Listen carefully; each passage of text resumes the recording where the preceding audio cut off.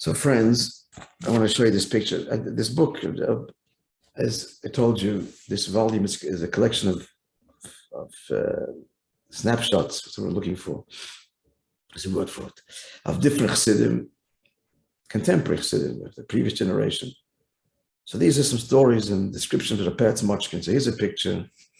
We may have seen this picture or not. Here in Montreal. Looks like it's in Herschel Zeitlin's house.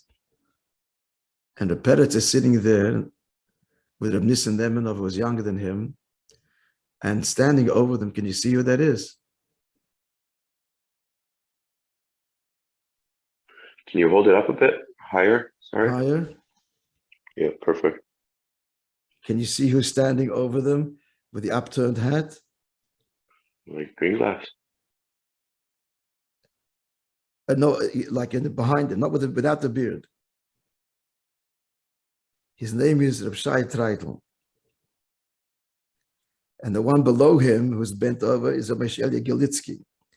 And next to Reb Nissen Nemenov is Rabbi Handel. And standing in the back is, I'm sorry, I got to see it closer. Oh, behind my father-in-law is Reb Herschel Zeitlin, with his hand on the armoire. It's probably in Reb Herschel's house.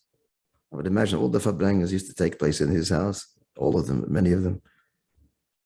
So Reb Nissen used to come to Montreal to collect money for the yeshiva in Brunois, and he would stay by his nephew, Denberg, Nur Chaim.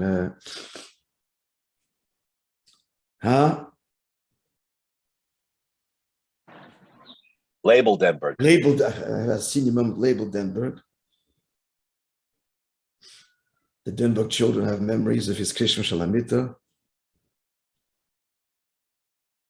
Maybe Chaim can say with the rest of the guys that I can't tell. But these people I couldn't make out. This is just an interesting picture because just look at it again. You can see that this is a Peretz Mochkin. The Peretz was much older than the Nissen. And the Peretz was the Mashpia of Montreal. But when Reb Nissen would come, despite the fact that Nissen was younger than him, the Peretz would not speak by Fabrengen if he was there.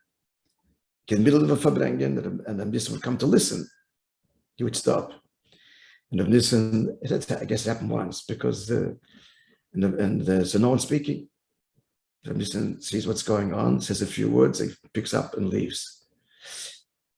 And the rest of the Fabrengen, I'm just describing one in this book.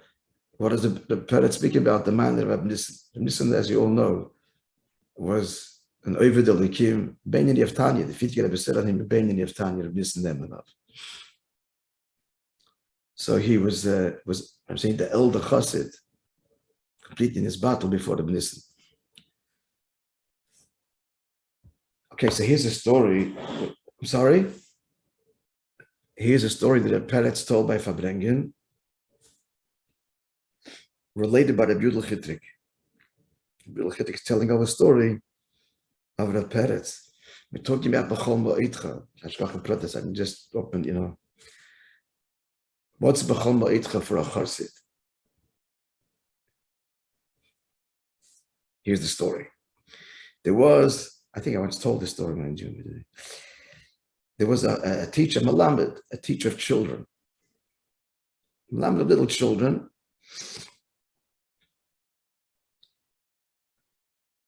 So he told the Rebbe, the Tzemach Tzedek, the time of Tzemach Tzedek,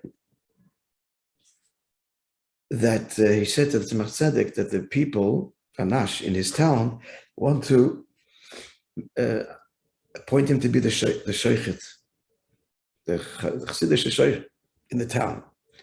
But the rest of the population in that city, that town,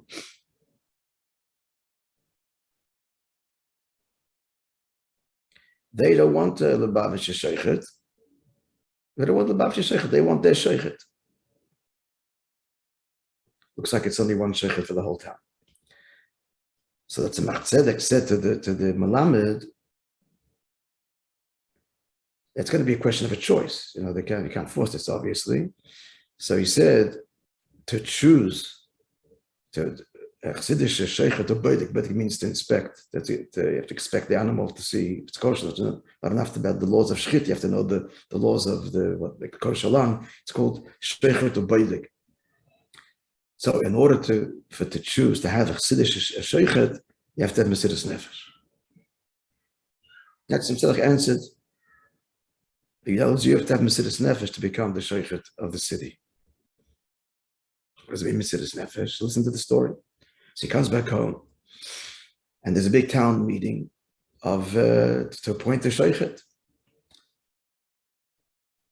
So the rest of the community was saying that if to follow the majority, and we don't want the Lubavitcher sheichet because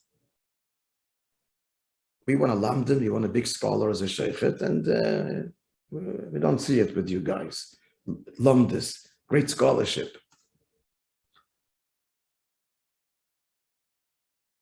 So the Melamed is sitting there at the meeting,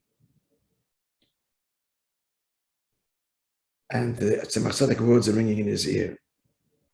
So he got up and he said, bring a Gemara or any Lamdish Sefer, and let's see who is the scholar amongst us. He said, sure.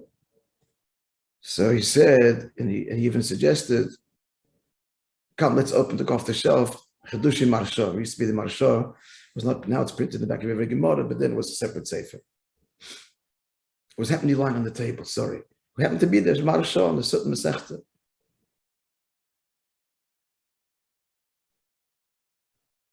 And let's see who can say Pshat. So the Misnagdim said, okay, fine, we'll learn the Gemara first, the Rashi Tosfos, and then we'll discuss the Marsha. And he said, I don't need any time. And he started to quote the Gemara and Rashi and Tosfos and Marsha Baal Peh with a wondrous explanation. Everybody was in a state of shock. He was a teacher of kids, little children, that he was a Gaon Olam, extraordinary genius, a Gaon, that had completely hid his scholarship in the guise of a simple teacher of Alabez and Chumash. Concludes the Peretz that this was a Givaldik Mesiras Nefesh of this Chassid, because the Chassidic said to choose that they should choose a Chassidic sheichet, you need to have Mesiras Nefesh. Friends, something to aspire to. Our Mesiras Nefesh is what? Not to say that when I know. There's a discussion, and I know the answer, or I could point out that the guy made a mistake and not say anything. That's our Mesiras Nefesh. But Mesiras Nefesh of a Chassid is that when he does know, and this was tremendous when to reveal everybody that he was a big Lamdan, was tremendous Mesiras Nefesh, but he did it unhesitatingly. Because why? Because this is what's required at this moment. Have a wonderful day. We'll see everybody, God willing, tomorrow. Yeah, good.